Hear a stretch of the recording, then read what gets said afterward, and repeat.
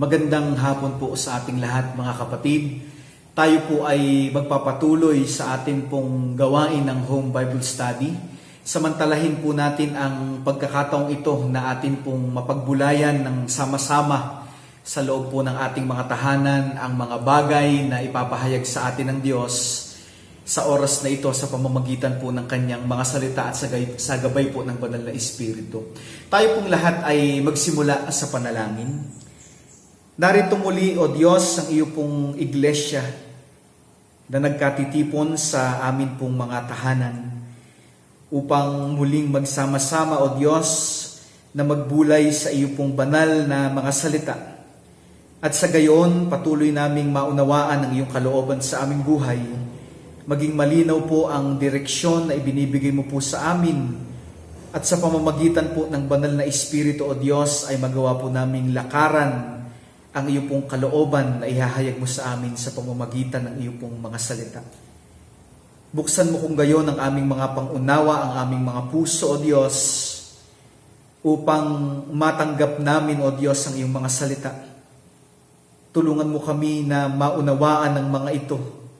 Tulungan mo kami, O Diyos, na gawing konkreto sa aming buhay bilang pamilya ang iyo pong mga salita hanggang sa makita namin ang aming mga sarili. Ang aming buong pamilya ay kasama namin naglilingkod sa inyo, kasama namin na naninikluhod sa iyo at nagbibigay ng aming buhay para sa paglilingkod. Ito pong lahat ay aming dalangin sa pangalan ng aming Panginoong Hesus. Amen. Bago po tayo magpatuloy, atin pong awitan ng mga awiting ng may pagsamba ang atin pong Panginoon sa hapon pong ito.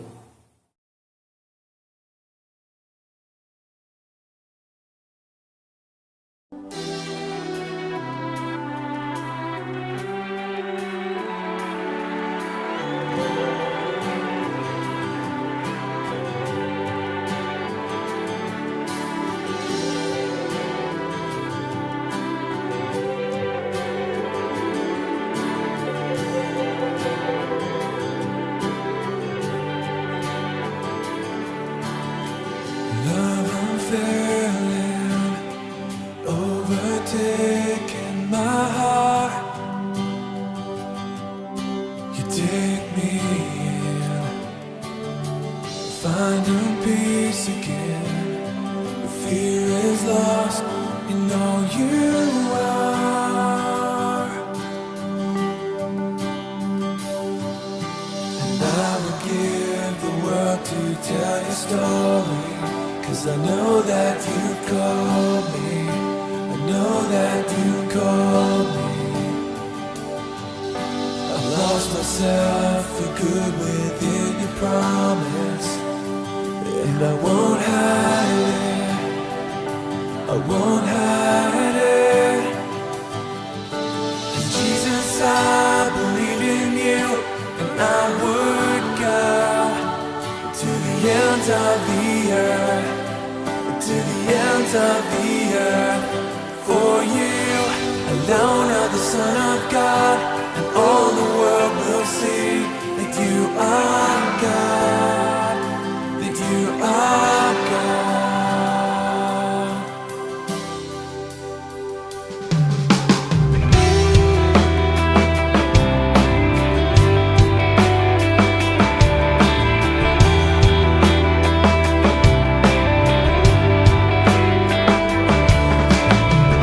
Love I'm feeling over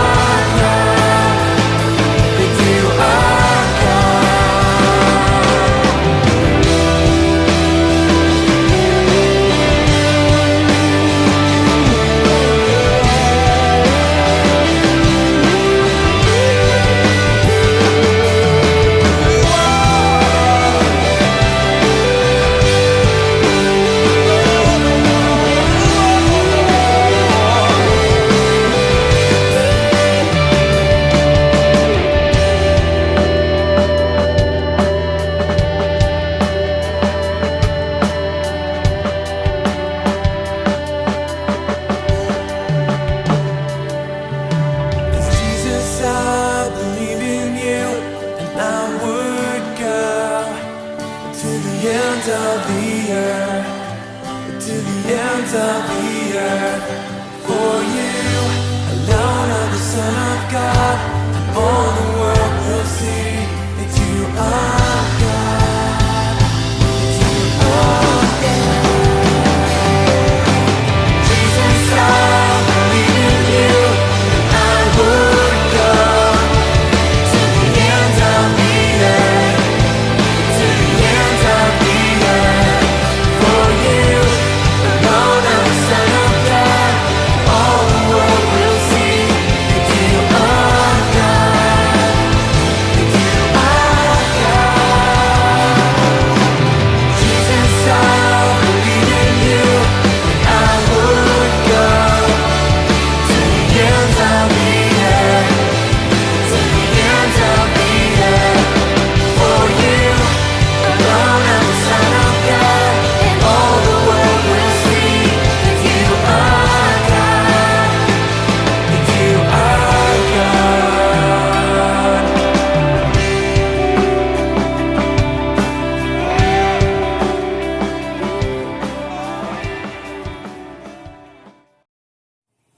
Kung kayo po ay may banal na kasulatan, makibukas po kayo sa akin sa aklat ni Propeta Ezekiel, Kabanatang 37, ang talata po ay 1 hanggang 10. Ganito po ang sinasabi: Nadama ko ang kapangyarihan ni Yahweh at sa pamamagitan ng kanyang espiritu ay dinala niya ako sa isang libis na puno ng kalansay. Inilibot niya ako sa lugar na puno ng mga kalansay na tuyong-tuyo na. Tinanong niya ako, Ezekiel, anak ng tao, palagay mo ba ay maaari pang mabuhay ang mga kalansay na ito? Sumagot ako, kayo po lamang ang nakakaalam, Yahweh. Sinabi niya sa akin, magpahayag ka sa mga kalansay na ito. Sabihin mo, mga tuyong kalansay, dinggin ninyo ang salita ni Yahweh. Ito ang pinapasabi niya, bibigyan ko kayo ng hininga at kayo'y mabubuhay. Lalagyan ko kayo ng litid at laman at babalutin ng balat. Bibigyan ko kayo ng hininga at kayo'y mabubuhay. Sa gayon, makikilala ninyong ako si Yahweh. Nagpahayag nga ako tulad ng utos sa akin. Nang ako'y nagsasalita, nagkaroon ng malakas na ugong at nabuo ang mga kalansay. Nakita kong sila'y nagkaroon ng litid at laman, nabalot ng balat, ngunit hindi pa humihinga. Sinabi sa akin ni Yahweh, Ezekiel, anak ng tao, tawagan mo ang hangin sa lahat ng dako. Sabihin mong ipinapasabi ko, hangin, hingahan mo ang mga patay na ito upang sila'y mabuhay. Nagpahayag nga ako at ang hangin ay pumasok sa kanila. Nabuhay nga sila at nang magtayuan, sila'y ubod ng dami, parang isang malaking hukbo. Pinagpala po ng Diyos ang pagkabasa ng kanyang mga salita. Bago po tayo magpatuloy sa ating pagbubulay sa mga salitang ito na ating pong binasa, panuurin po muna natin saglit ang maikling video na ito.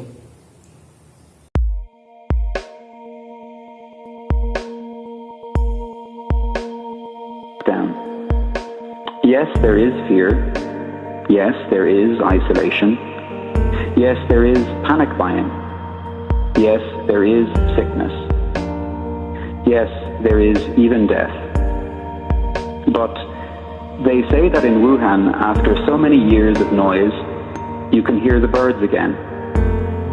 They say that after just a few weeks of quiet, the sky is no longer thick with fumes, but blue and grey and clear. They say that in the streets of Assisi, people are singing to each other across the empty squares, keeping their windows open so that those who are alone may hear the sounds of family around them. They say that a hotel in the west of Ireland is offering free meals and delivery to the housebound. Today, a young woman I know is busy spreading flyers with her number through the neighbourhood so that the elders may have someone to call on. Today, churches, synagogues, mosques and temples are preparing to welcome and shelter the homeless, the sick, the weary. All over the world, people are slowing down and reflecting. All over the world, people are looking at their neighbours in a new way. All over over the world, people are waking up to a new reality, to how big we really are, to how little control we really have, to what really matters, to love. So we pray and we remember that yes, there is fear, but there does not have to be hate. Yes, there is isolation, but there does not have to be loneliness. Yes, there is panic buying, but there does not have to be meanness. Yes, there is sickness, but there does not have to be disease of the soul. Yes, there is even death, but there can always be a rebirth of love. Wake to the choices you make as to how to live now. Today, breathe. Listen. Behind the factory noises of your panic, the birds are singing again. The sky is clearing. Spring is coming. And we are always encompassed by love. Open the windows of your soul. And though you may not be able to touch across the empty square, sing. Napakaganda po ng statement sa bandang huli ng atin pong pinanood na video. Sabi doon, yes, there is death, but there can be always a rebirth of love. Ito po mga kapatid ang kaparehong bagay na makikita natin sa mga talatang ating binasa. Si Propeta Ezekiel po ay napaligiran ng kamatayan. Subalit sa kalagitnaan po nito at maging hanggang sa katapusan ng talata, ipinakitang napaligiran naman siya ng buhay. Subalit, hindi po ito basta nangyari. God had to summon Ezekiel to do his so-called prophetic ministry. At ako po ay naniniwala na ito rin ang ipinapagawa ng Diyos sa atin upang maganap din po sa ating kapaligiran ang sinasabi po nating resurrection experience. Ano po ang kahulugan ng sinasabi nating prophetic ministry? Kapag sinabi po nating prophetic ministry, hindi po ito yung mag-aasta tayong manghuhula. No, yung sasabihin natin, yung hinaharap ng isang tao, sasabihin po natin yung mga paparating na event. Hindi po ito yung magkakaroon tayo ng mga claim na nagkaroon tayo ng mga weird na vision. Hindi po ito yung magkakaroon tayo ng claim na may sinabi sa atin ng Panginoon na para bang nakakausap natin siya audibly. Hindi po ito mga kapatid yung tinutukoy natin pag sinabi nating prophetic ministry. Napakaganda po ng definition ng isang theologian. Ang pangalan po ay si Walter Brueggemann doon sa sinasabi po nating prophetic ministry. At binigyan niya po ito ng kahulugan sa konteksto ng paggawa ng task na ibinigay sa atin ng Diyos. Sabi po ni Walter Brueggemann sa kanyang libro na The Prophetic Imagination, the task of prophetic ministry is to nurture, nourish, and evoke a consciousness and perception alternative to the consciousness and perception of the dominant culture around us. Sa makatuwid, ang prophetic ministry po ay may kinalaman sa ating pag-akay at paghahatid sa atin pong mga sarili, gayon din po sa iglesia at maging sa ibang taong nakapaligid sa atin, patungo po sa bagong pag-iisip, binagong puso, binagong buhay, sang-ayon po sa kalooban ng Diyos na kanyang ipinahayag sa kanya pong mga salita. At nangangahulugan po ito mga kapatid ng pag-iwas, lalong-lalo na ng pagtaliwas sa mga bagay na kinahuhumalingan ng mundo. At kahit pa po mga kapatid sa mga bagay o sa uri ng pamumuhay na tinatangkilik ng mundo na nagiging dahilan ng paglayo ng tao sa Diyos at sa kanya pong kapwa. Sa oras pong ito, pagbulayan po natin paano po tinulungan ng Diyos si Propeta Ezekiel na maisagawa ang kanyang so-called prophetic ministry. Mayroon pong dalawang observations na nais ko pong bigyang diin mula po sa mga talatang ito na maaaring makatulong sa atin upang tayo rin po bilang iglesia ay makagawa sa ministeryong ipinagkatiwala po sa atin ng Diyos. Unang-una po mga kapatid, makikita po natin na binigyan si Propeta Ezekiel ng Diyos ng tamang pag-aninaw o discernment sa mga totoong pangyayari, at gayon din po binigyan siya ng Diyos ng kasiguraduhan ng kanyang pagsama. Unahin po muna natin yung kahalagahan ng pagkakaroon ng tamang pag-aninaw o sa English ay discernment. Sa Bible version po na ang Biblia, sinabi po sa talatang 1, ang kamay ng Panginoon ay suma sa akin at kaniyang dinala ako sa Espiritu ng Panginoon at inilagay niya ako sa gitna ng libis at yaoy puno ng mga buto. Yun pong metaphor ng kamay at Espiritu. Ito po ay ginagamit sa banal na kasulatan upang ilarawan ang pagkilos ng Diyos, maging ang kanya pong pagbibigay ng kaunawaan sa mga taong kanyang isinusugo. Kaya ipinapakita po sa mga talatang ito, unang-una, tinutulungan ng Diyos si Ezekiel na ma-perceive ang mga pangyayari o yung tunay na sitwasyon sa kanyang paligid.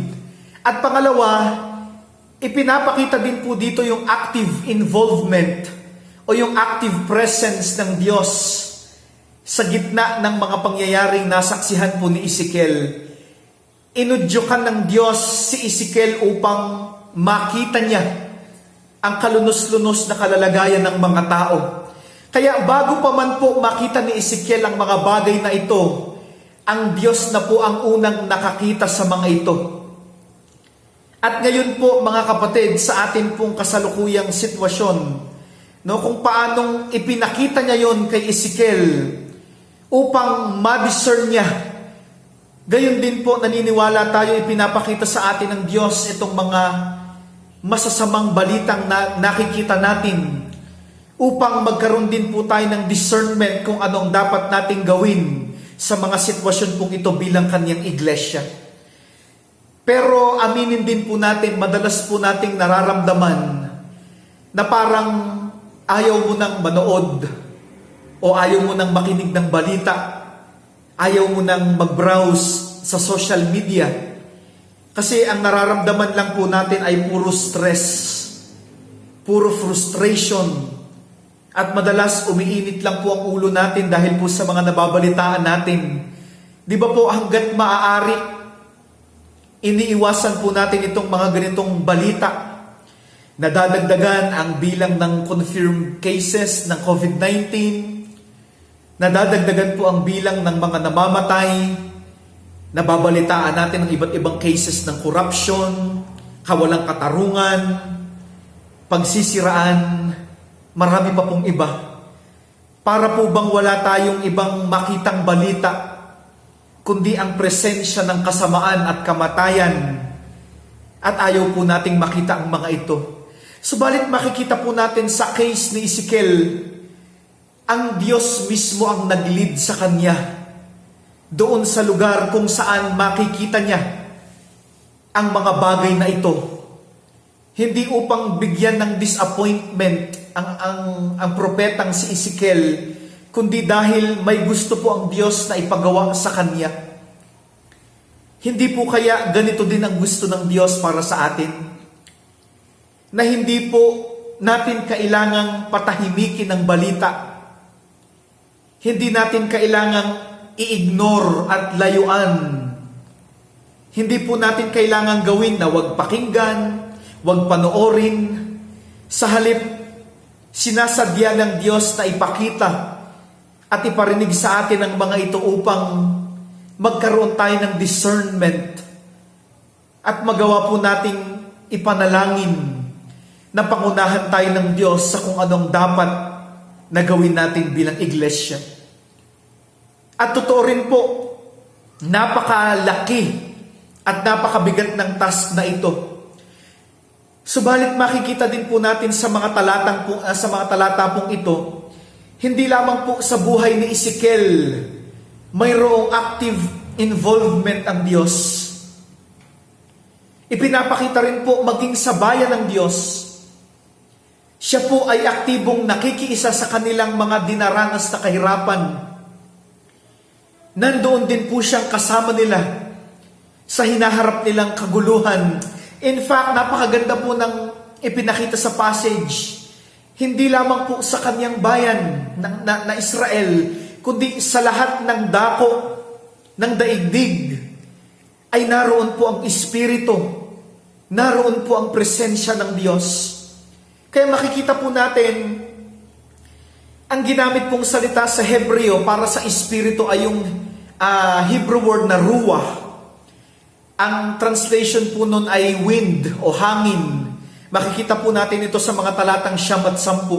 Sabi po ng mga scholar, ginagamit lamang daw po ang salitang Hebreo na ruah kapag ang tinutukoy sa talata ay ang pagkilos ng Diyos o ng Espiritu ng Diyos sa lahat ng dako ng sangnilikha. And interestingly, ito rin po ang sinabi word per word sa talatang 9. Sabi po doon, hangin sa lahat ng dako. So ipinapakita po dito, even though the context portrays a spread of death and the hopelessness, yet the Spirit of God is there. The presence of God is in their midst.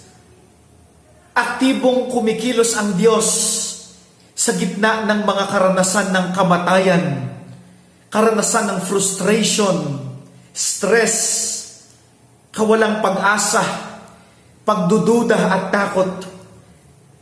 Sapagkat alam po ng Diyos na napakabigat ng sitwasyon na ito. Sabi pa nga po ng isang commentator sa passage na ito, sobrang bigat po ng sitwasyon ng panahong yon na kinailangan na ang active involvement ng Diyos sa lahat ng dako ng daigdig upang masiguro lamang ang kaayusan ng kanyang bayan at ng sangnilikha.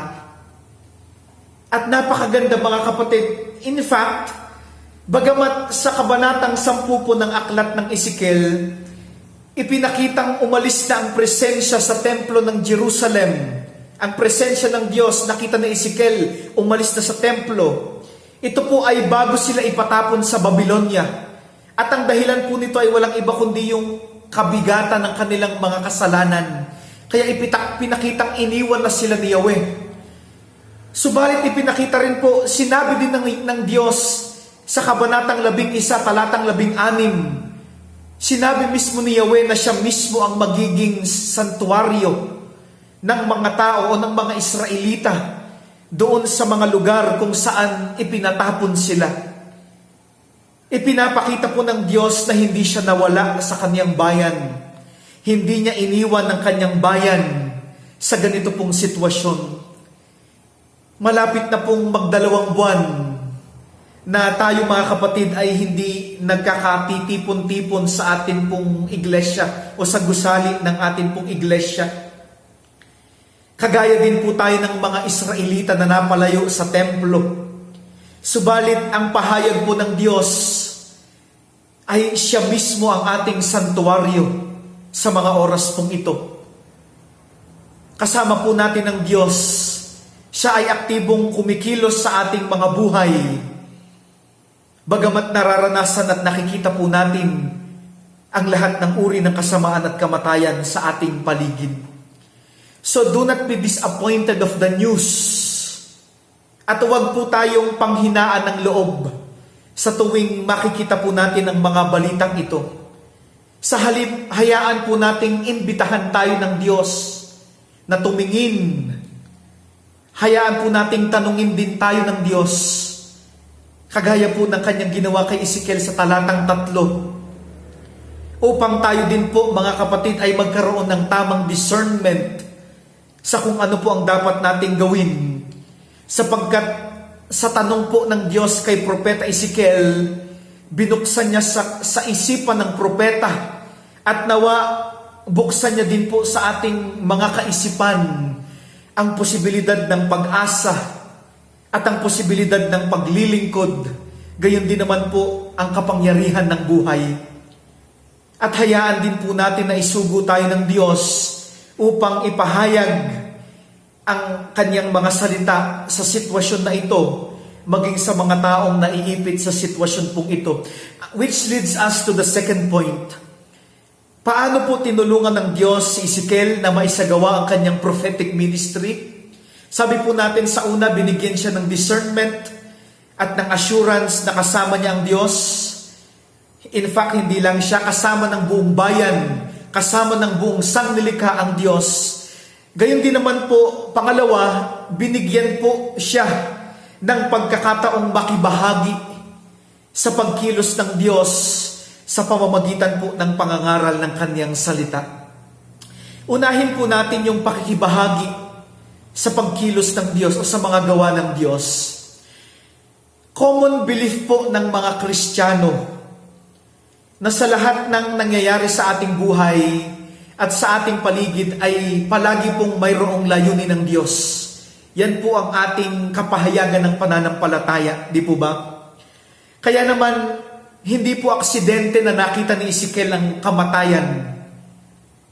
At naniniwala din po tayo na hindi din po nagkataon na nararanasan at nakikita natin ang mga bagay sa atin pong paligid.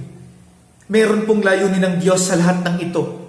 At napakalinaw po ng nilalayon din po ng Diyos na isugo tayo sa sitwasyong ito at sa mga tao na nandito po sa sitwasyon na ito upang ipangaral sa kanila ang salita ng Diyos.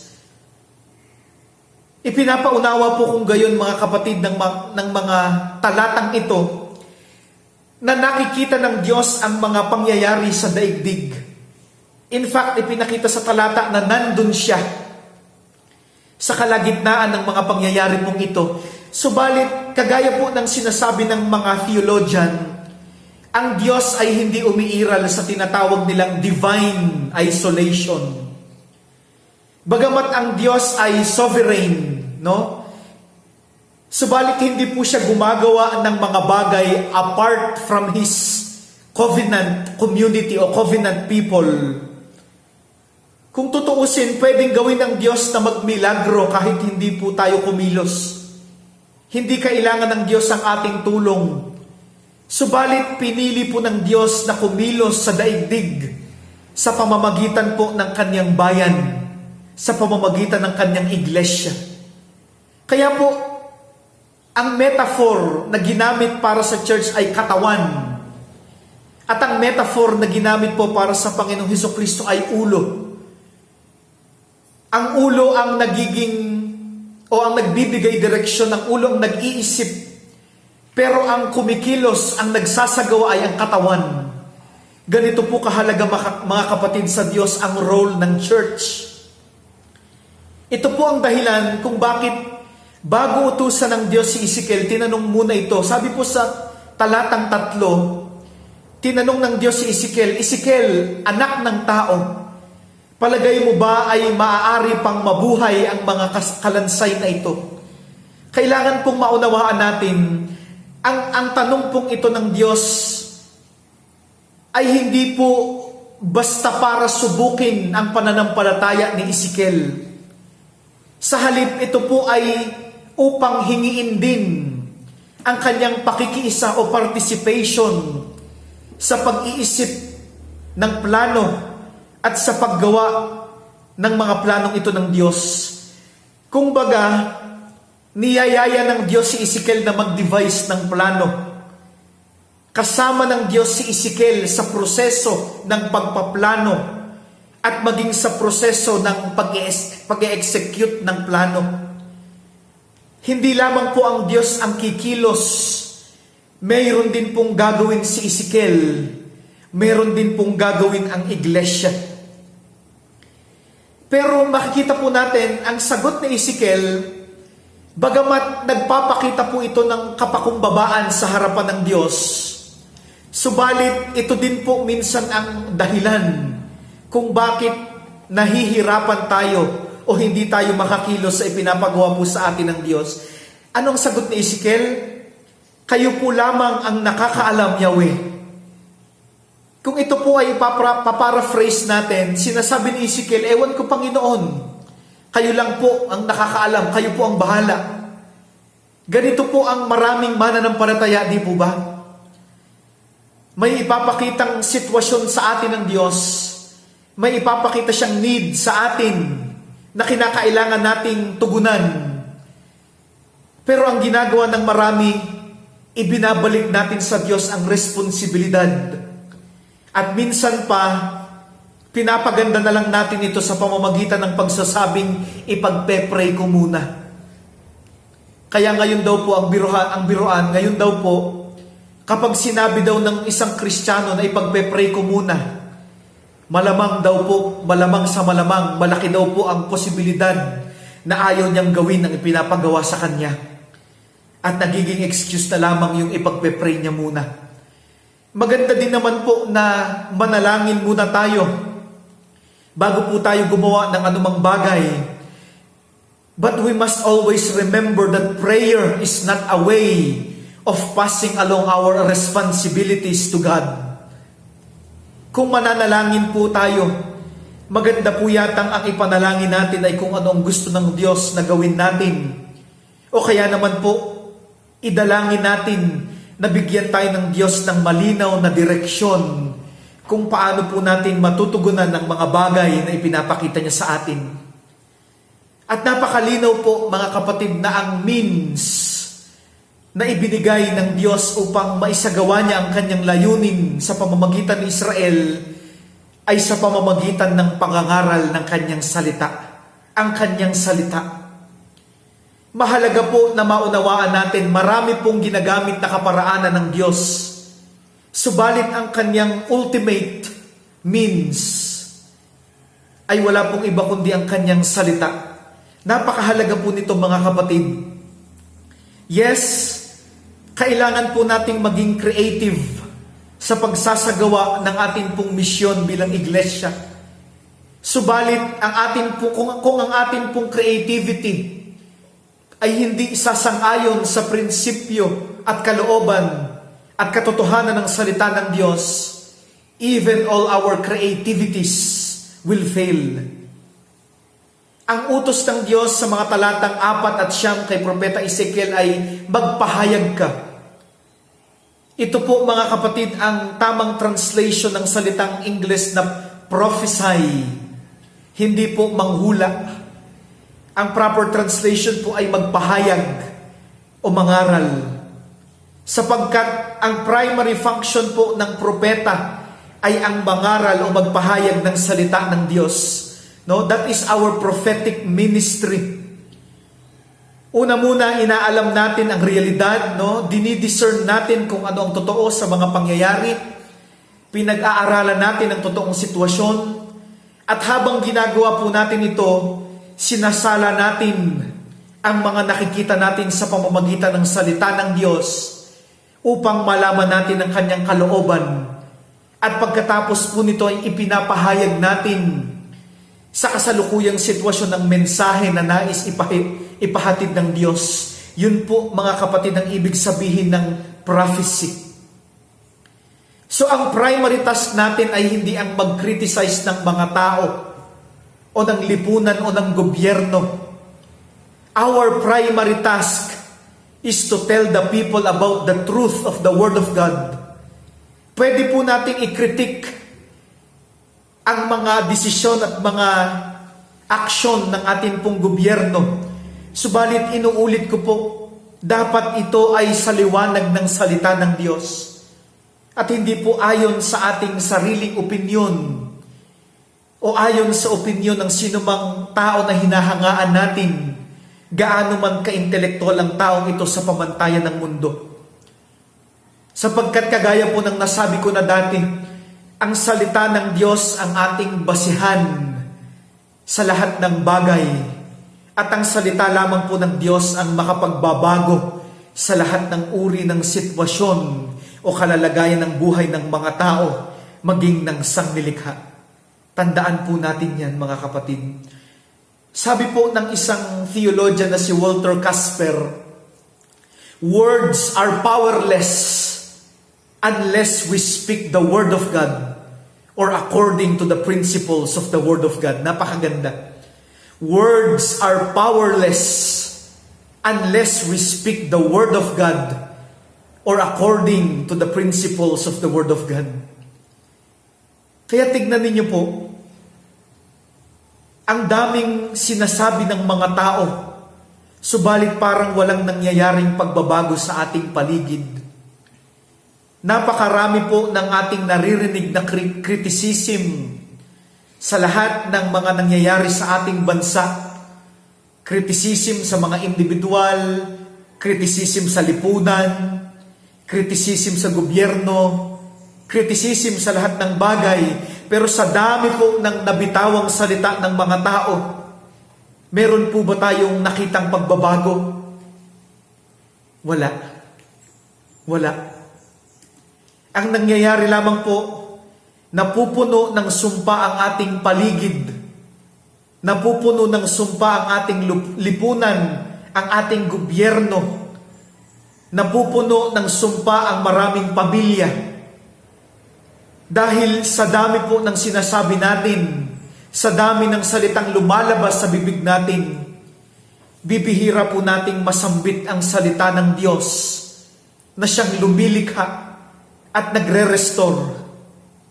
At minsan pa nga, wala nang gustong magsabi o magsambit ng salita ng Diyos because it's so unpopular. But if we look around us, we can see the result. Kaya tama po mga kapatid ang sinasabi sa banal na kasulatan na ang kapangyarihan ng buhay at kamatayan ay nasa dila. Dito po ito nakasalalay. Kaya kung talagang mahal mo ang iyong bansa, kung talagang mahal mo ang iyong pamayanan, ang iyong gobyerno, kung talagang mahal mo ang iglesia, at ang iyong pamilya, huwag mong isumpa sa pamamagitan ng pagsasalita ng kung ano-ano. Instead, speak the Word of God. Dahil makikita po natin mismo sa karanasan ni Ezekiel, nang sambitin na niya ang salita ng Diyos, nang siya'y magpahayag na ng salita ng Diyos, doon po nagsimulang magkaroon ng restoration. At ang ipinakita pong restoration dito ay holistic and even national restoration. Unang-una, there is physical restoration. Dahil sabi po sa talatang 8, nanumbalik ang mga buto, ang litid at laman sa mga kalansay. There is also spiritual restoration. Dahil sabi po sa talatang 9 at 10, nabuhay ulit ang mga patay nang sila ay hingahan ng hangin o ng espiritu. Then there is also the restoration of peace and order and even national security. Dahil sabi po sa dulo ng talatang 10, nabuhay nga sila at nang magtayuan, sila'y ubod ng dami na parang isang malaking hukbo. Napakaganda. So you see, we cannot restore a family or a community or a society and even a nation with criticism. It is only the Word of God that restores us. Mga kapatid, saksi po tayo sa panahong ito kung paanong nabigo ang mga salita ng tao upang lunasan ang problema ng sangkatauhan. Gaano man ito ka-poetic, gaano man ito ka-rhetorical, gaano man ka-intelektual ang pagkakasabi ng mga salita, nakita pa rin natin kung paanong nabigo ang salita ng sangkatauhan. Ngayon po, ipinapaalala sa atin ng Diyos na meron siyang much better alternative. At yun po ay walang iba kundi ang kanyang mga salita. Sapagkat saksi din po ang mismong kasaysayan ng sangnilikha kung gaanong kamakapangyarihan ang salita ng Diyos. Kaya sa oras pong ito, mga kapatid, patuloy po nating pagbulayan ang mga bagay na ito. Kaya po inaanyayahan ko kayo na maglaan po ng oras upang talakayin sa atin pong mga tahanan ang ilang mga katanungan na atin pong makikita sa atin pong mga screen.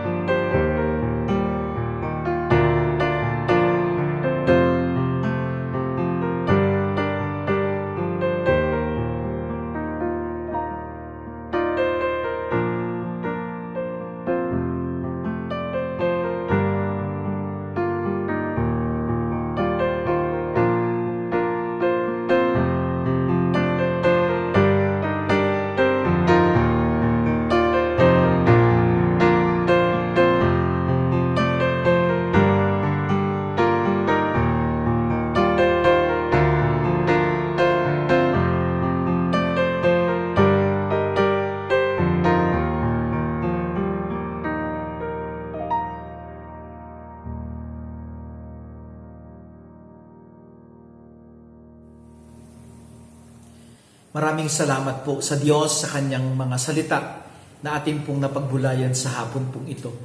Sa pagkakataong ito mga kapatid, sabihin po natin sa ating mga kasama sa tahanan o sa ating pong buong pamilya ang ating pong mga prayer concerns. At sa loob po ng 5 minuto ay ipanalangin po natin ng sama-sama ang mga bagay pong ito. Tayo po ay manalangin.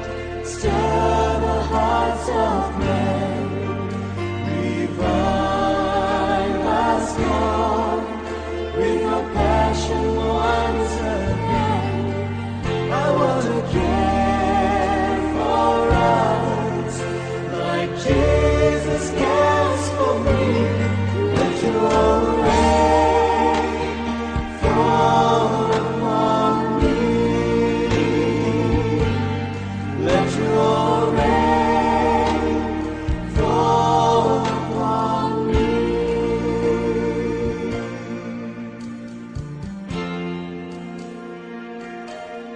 Lord, we humbly come before you.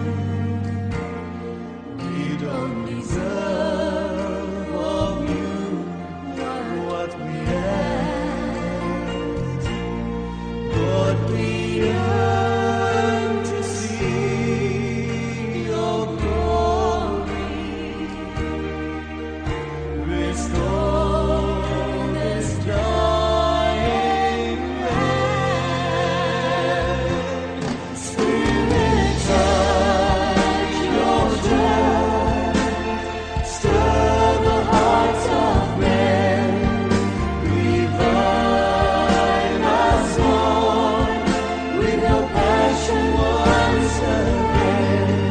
I want to care for others like Jesus cares for me.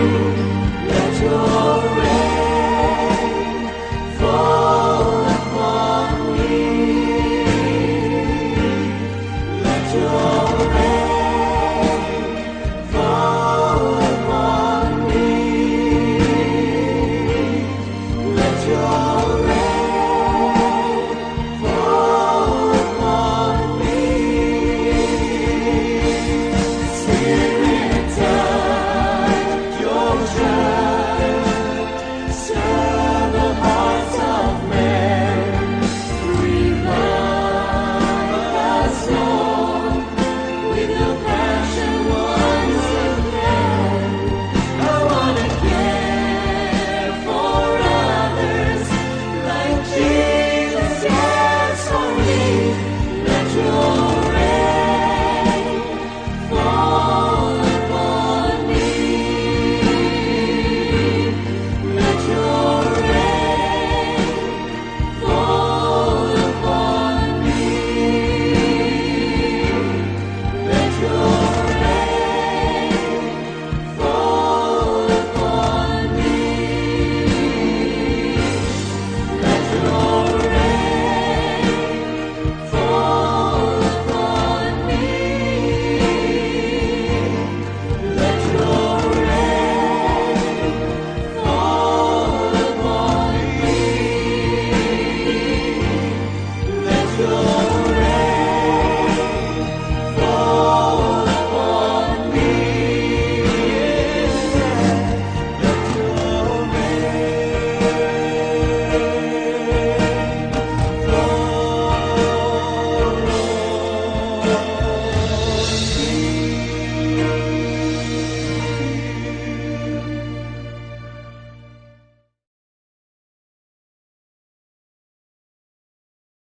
Tayo pong lahat ay manalangin. Dakilang Diyos, aming Ama sa langit, maraming salamat po sa mga salita mo na aming napag-aralan sa oras na ito. Patuloy mo po kaming gabayan at patnubayan sa bawat aspeto ng aming buhay. Tunay nga po, dakilang Diyos, anumang sitwasyon ang aming nararanasan, anumang hindi mga magandang nangyayari sa aming kapaligiran, ikaw po ay laging nandyan at hindi mo kami iniiwan at pinababayaan.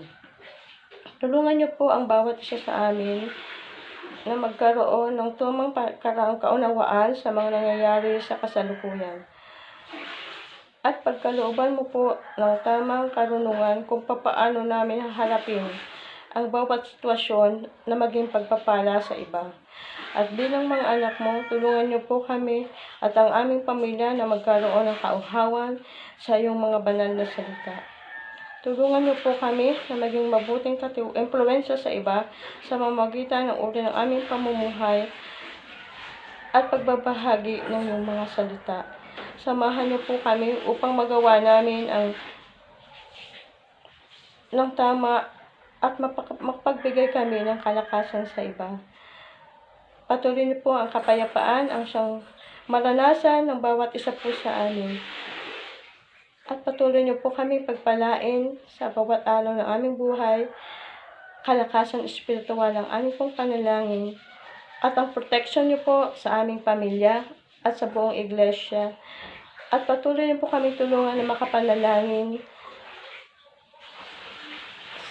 sa mga nakikita namin dapat ipanalangin, Panginoon. Ang banal niyo pong Espiritu ang siyang gumabay sa bawat isa po sa amin. Patuloy po kami nagpupulit, nagpapasalamat sa iyo. Sa iyo po namin pinagkakatiwala ang aming pamilya, maging ang iglesia, Panginoon. Maraming salamat po sa pangalan ni Jesus. Amen.